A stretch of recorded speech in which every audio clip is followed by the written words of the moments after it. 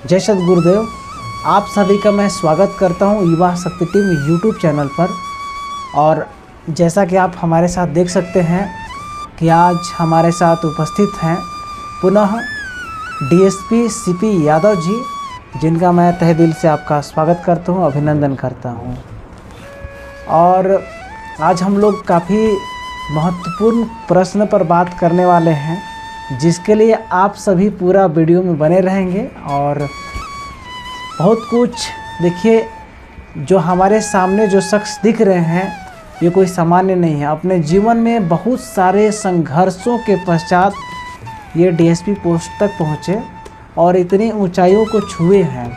तो हमें ऐसा लगता है कि जो ओहदे पोस्ट पर जो व्यक्ति गए हैं उनके संघर्षों को देखना चाहिए कि उनमें सहनशीलता कैसा है, संघर्ष कैसे किए, उनसे हमें कुछ सीखना चाहिए। बस इसी भाव के साथ आज हम इनके साथ जुड़े हैं और कुछ सीखने का हम भी कोशिश करेंगे आप लोगों के साथ। और आप भी सीखिए, हम भी कुछ सीखेंगे। हम सभी के गार्जियन स्वरूप हैं, कुछ न कुछ हम सबको सीखने को मिलता है, ये सबसे बड़ी बात है ना। तो सबसे पहला जो शुरुआत हम करेंगे साधना मेडिटेशन से, गुरु से, मातृशक्ति से और देश हित में। ये 3 सेक्टर से हम प्रश्न करेंगे। आध्यात्मिक क्षेत्र में आपका जो है गुरु, ध्यान, साधना, अभ्यास, इन सबसे रहेगा। फिर राष्ट्र हित को लेकर भी इसमें प्रश्न किया जाएगा। उसके बारे में, क्योंकि देश हित में बहुत सेवा दी है सर, बहुत समय से सेवा देते आए हैं, तो देश हित में बहुत ही अपना योगदान दिए हैं। तो देश हित को लेकर भी हम इनके साथ कुछ चर्चा करेंगे, तो आप सभी वीडियो में पूरा बने रहें। तो सबसे पहले तो आपका तहे दिल से स्वागत है सर। तो आप सभी के एक बार जय हिंद, और कमेंट बॉक्स में आप लोग जय हिंद ज़रूर लिखें, क्योंकि एक राष्ट्र का सिपाही है, राष्ट्र का एक दूत हमारे साथ खड़े हैं, जो अपने जीवन का बहुमूल्य समय देश हित में लिए, राष्ट्र हित के लिए, राष्ट्र की रक्षा के लिए लगाए हैं। वो आज हमारे साथ खड़े हैं, हमारे साथ आप हमारे साथ है, हमारे आपके बीच में उपस्थित है। इसलिए जय हिंद जरूर लिखिएगा। तो कि मातृशक्ति का आध्यात्मिक एवं भौतिक क्षेत्र में क्या महत्व है ना। और इसके संबंध में सर आपका क्या राय है मातृशक्ति के बारे में? देखिए, मातृशक्ति के बिना संसार का कल्पना अधूरा है, क्योंकि संसार में का जो विकास है मातृशक्ति के द्वारा ही होता है। मातृशक्ति बहुत ही, एक रथ के 2 पहिया हैं, उसमें से एक पुरुष हैं, एक मातृशक्ति है। दोनों के मिलाकर ही घर, परिवार, संसार चलता है। इनका बहुत योगदान है, बहुत महत्व है। अध्यात्म क्षेत्र में तो बहुत ही ज़्यादा उनका महत्व है। इसलिए महत्व है कि ये जो संतान को जन्म दिए हैं, उस बालक को बचपन से ही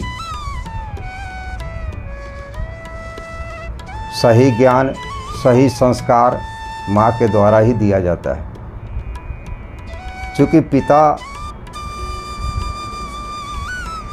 रोजी रोजगार में, बिजनेस में, सर्विस में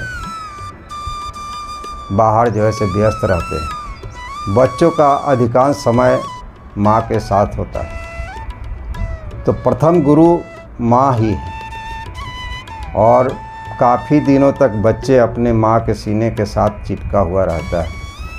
उसी क्रम में बच्चे जैसे जैसे बोध होता है, वो अपने अनेक प्रकार का जिज्ञासा करते हैं, जानने का इच्छा करते हैं।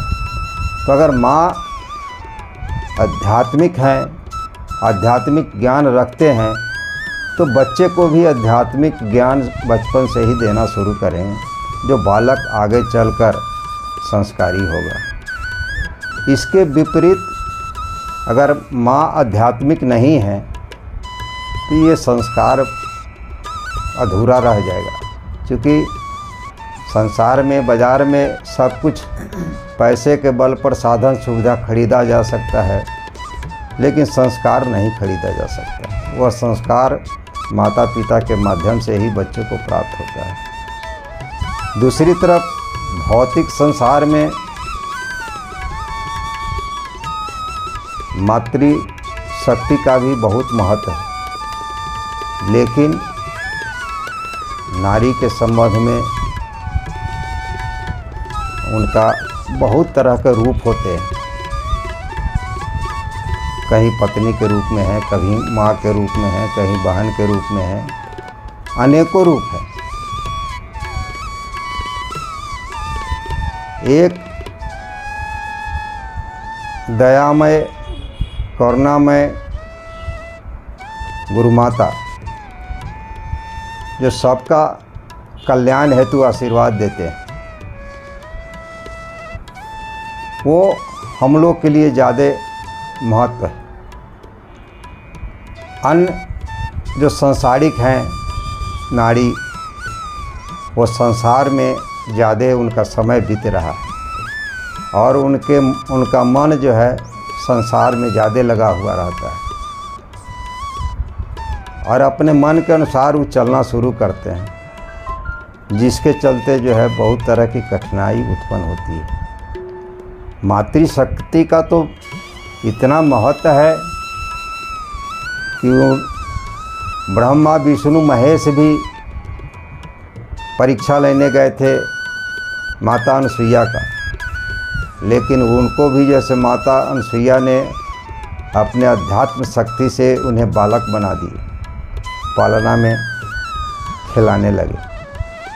तो चूँकि जो है इसका बहुत बड़ा ये है कहानी है, माँ लक्ष्मी, सरस्वती, पार्वती, इन लोगों को जो है से कि उनके शक्ति से, उनके तपस्या से उनको थोड़ा जलन हो गया, जिसके चलते अपने अपने पतियों को भेजे उसके साधना को, तपस्या को भंग करने के लिए, उसकी जांच करने के लिए। तो एक तरफ माता अनुसुईया का कहानी है, वहीं दूसरे तरफ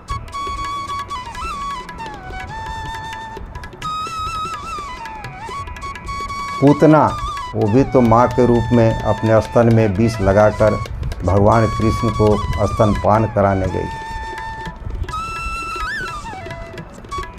लेकिन जो है से भगवान कृष्ण जो है से उसको उद्धार कर दिए, प्राण अंत हो गए। तो इस प्रकार के स्वभाव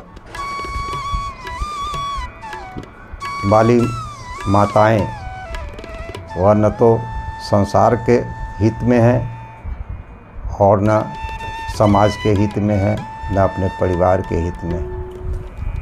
हिरण्यकश्यप की पत्नी माता कायदु जब प्रहलाद गर्भ में थे तो उसी समय वह सत्संग में ध्यान लगाती थी और सत्संग के दौरान ही उनको जो है से कि ये गुरु का बहुत सा आशीर्वाद मिला, जिसके चलते प्रहलाद गर्भ से ही जो है से कि ये भगवान का भक्त बने।